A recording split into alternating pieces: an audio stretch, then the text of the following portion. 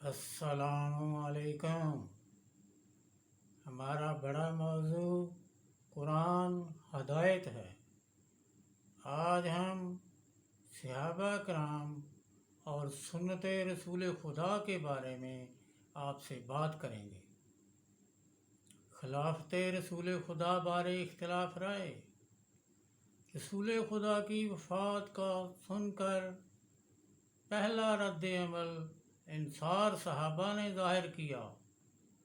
اوس و خزرج نے اکٹھے ہو کر حضرت سعد بن عبادہ کو بطور خلیفہ چن لیا اور کہا کہ مدینہ ان کا شہر ہے، لہذا حق کے خلافت انصار کو حاصل ہے۔ بیعت کرنا ابھی باقی تھا۔ جب یہ خبر مہاجرین کو پہنچی تو ان کے سردار حضرت ابوبکر، حضرت عمر اور حضرت عبیدہ بن جراح فوراً موقع پر پہنچے اور انصار کو یہ دلیل دی کہ رسول خدا قریشی تھے، خلافت کے لیے ہم آپ سے زیادہ حقدار ہیں۔ اس دوران بنی ہاشم رسول خدا کے کفن دفن میں مصروف تھے، لہذا حضرت ابوبکر کی بیعت ہو گئی۔ جب حضرت علی تجہیز و تکفین سے فارغ ہوئے تو انہوں نے کہا کہ رسول خدا بنی ہاشم سے تھے، میں آپ کا چچا زاد بھائی اور داماد ہوں، میں تم سب سے زیادہ حقدار خلافت رسول خدا ہوں۔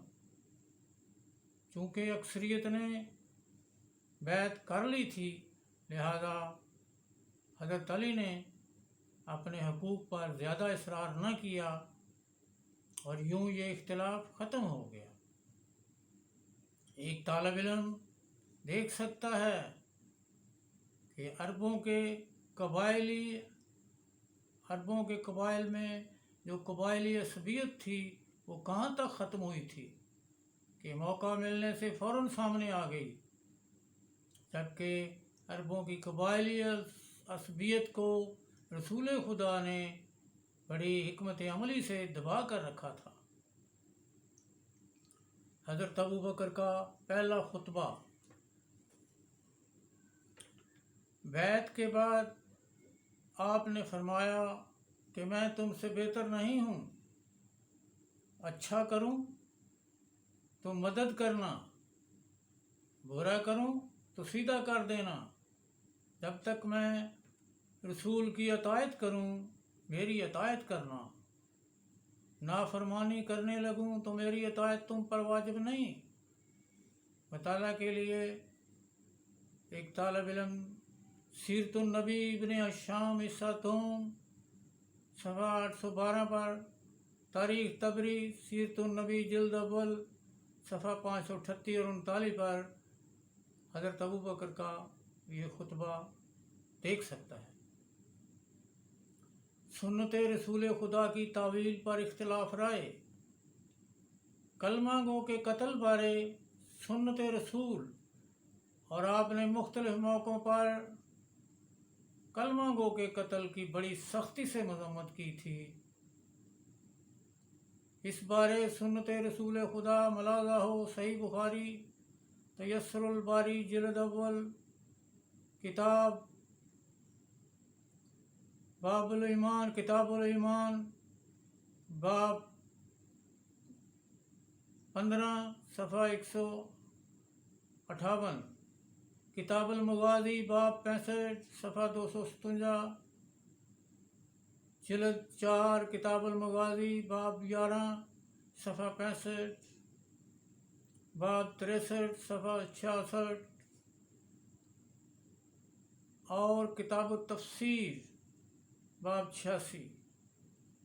صحیح مسلم میں شرح نبوی جلد اول صفحہ 192 اور 93، کلمہ گو کے قتل کی ممانعت۔ ان احادیث میں دیکھا جا سکتا ہے کہ رسول خدا نے کس قدر कलमा गो के कत्ल पर आपने सहाबा कराम से सख्ती से ये फरमाया कि ये मना है, गैर शरई है। हज़रत अबू बकर की खिलाफत और कलमा गो के कत्ल बारे इत्तेहाद हम सही मुस्लिम से हज़रत उमर के अल्फाज में तफसील बयान करते हैं कि कल कबीला बनी हंजला की ज़कात रोक लेने पर हज़रत अबू बकर ने कहा कि मैं इनके ख़िलाफ़ जिहाद करूँगा। हज़रत उमर ने हज़रत अबू बकर से कहा कि आप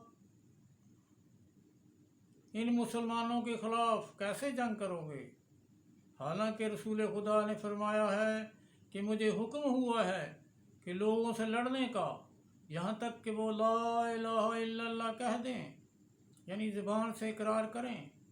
जिसने ला इलाहा इल्लल्लाह कहा इसने अपना माल जान मुझसे बचा लिया मगर किसी हक के बदले पर, फिर इसका हिसाब अल्लाह पर है।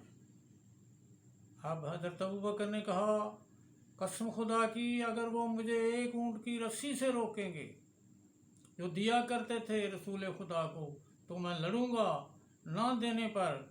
फिर हज़रत उमर ने कहा, खुदा की कसम तब मैंने जाना कि यही बात हक है, यानी हज़रत अबू बकर की दलील। ये हमने सही मुस्लिम से आपके सामने बयान किया है।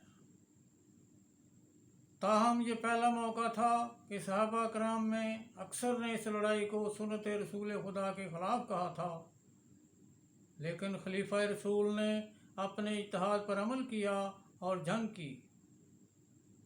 हज़रत अबू बकर ने सुन्नत रसूल के मुकाबिल अपने सवाबदीदी इख्तियारात पर अमल किया। आपने अताया यानी बैतुल माल से अपनी मर्ज़ी से जिसे जितना चाहा मुनासिब समझा उतना ही दिया। हदूद इलाही बारे इज्तिहाद, जब हज़रत खालिद बिन वलीद मुर्तद्दीन और मुनकरीन ज़कात को कत्ल के बाद वापस आए तो हज़रत उमर ने कहा हज़रत अबू बकर से कि हज़रत खालिद की कमीज़ पर बेगुनाह मुसलमान का खून है, इन पर हद जारी करें। आखिर आपके इसरार पर हज़रत अबू बकर ने कहा, मैं मकतूल का वली हूँ, खून बहा बैतुल माल से अदा कर दिया जाए। फिर हज़रत अबू बकर ने खिलाफत के लिए वसीयत एक लिफाफे में बंद कर दी बगैर नाम बताए और फिर उस पर बैत ली। तो बाद में लिफाफे में लिखा हुई वसीयत था, उस पर हज़रत उमर का नाम निकला। हज़रत उमर के कुछ इज्तिहादात पर इख्तलाफ राय सामने आया। नंबर 1, आपने सबसे पहले रवायत हदीस पर पाबंदी लगा दी, हुक्म जारी किया कि जिस किसी के पास लिखी अहादीस हों उन्हें तलफ कर दे। जिन सहाबा कराम ने अहादीस बयान करने या लिखने में आपके हुक्म की खिलाफ वर्जी की, आपने उन्हें कोड़े लगवाए और उनको कैद में डाल दिया। नंबर 2, सहाबा कराम को मदीना से बाहर जहाज तक के जाने के लिए मना कर दिया। नंबर 3, अताया की तकसीम यानी बैतुल माल से जो वजीफ़ा था, आपने अताया की तकसीम सबक़तुल इस्लाम की तरतीब से सबसे पहले मुसलमान होने वालों के लिए 4000 दिरहम वजीफ़ा मुकर्रर किया। फिर मदीना में मुसलमान होने वालों के लिए इससे कम, यहाँ तक कि 9 मुसलमानों के लिए 300 दिरहम वजीफ़ा मुकर्रर किया, यानी गुजारा अलाउंस। नंबर 4, हज़रत उमर की सख्त तबीयत भी काबिल एतराज़ थी। सहाबा इख्तलाफ राय ज़ाहिर करते आपकी हैबत से खौफ खाते थे। नंबर 5, बाद शरई मसाइल पर इख्तलाफ राय हुआ, जैसे उम्रा व हज को मिलाना, तलाक के मसले पर, तयम्मुम के मसले पर और बहुत से कई मसाइल थे जिनके बारे में हज़रत उमर का सहाबा कराम से हटकर अपना मज़हब था। हज़रत उमर के इत्तिहादात के लिए देखिए الفاروق حصہ اول دوم شبلی نمانی کی، اور وہاں پر انہوں نے آپ کی ان باتوں کو اولیات کا نام دیا ہے، اولیات۔ حضرت عمر کی مجلس شورا اور حضرت علی کا مذہب۔ مسائل شریعہ پر ہم نے ان چند مسائل کا ذکر کیا ہے جو سنت رسول خدا کے مقابل تھے۔ ایک طالب علم مفصل معلومات کے لیے الفاروق شبلی نمانی کی، عمر فاروق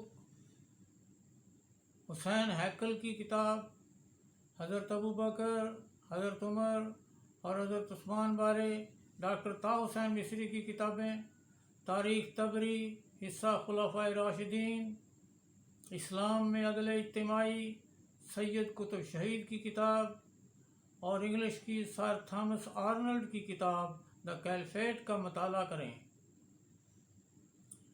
حضرت عمر نے زخم لگنے کے بعد عہدہ خلافت 6 رکنی مجلس شورا میں کچھ شرائط سے چھوڑ دیا۔ تاریخ طبری کا متعلقہ حصہ ملاحظہ ہو۔ 6 صحابہ کبار کی مالی پوزیشن بارے ملاحظہ ہو ڈاکٹر طاء حسین مصری کی کتاب الفتنۃ الکبریٰ۔ حضرت عبد الرحمن بن عوف نے حق خلافت چھوڑ کر ریفری بن گئے۔ انہوں نے سب سے پہلے حضرت علی کو بلا کر کہا، ہم آپ کو خلافت اس شرط پر دینے کے لیے تیار ہیں، وعدہ کریں کہ آپ خلافت قرآن و سنت اور پہلے 2 خلفاء کے اجتہادات کے مطابق چلائیں گے۔ حضرت علی نے صاف صاف کہہ دیا کہ میں خلافت قرآن و سنت اور اپنے علم و فہم سے چلاؤں گا۔ حضرت عثمان نے پوری شرط مان کر خلافت حاصل کر لی۔ آپ کا مذہب بھی پہلے 2 خلفاء سے ملتا تھا۔ ایک طالب علم دیکھ سکتا ہے کہ یہ مذاہب صحابہ سنت رسول بارے وجود میں آئے کہ خلفاء نے سنت رسول کی آئینی حیثیت کو کیسا سمجھا اور کہاں تک اس حیثیت کو تسلیم کیا۔ انشاءاللہ ہم اگلی بار مسلم اکثریتی گروہ اور فرقہ بندی بارے بات کریں گے۔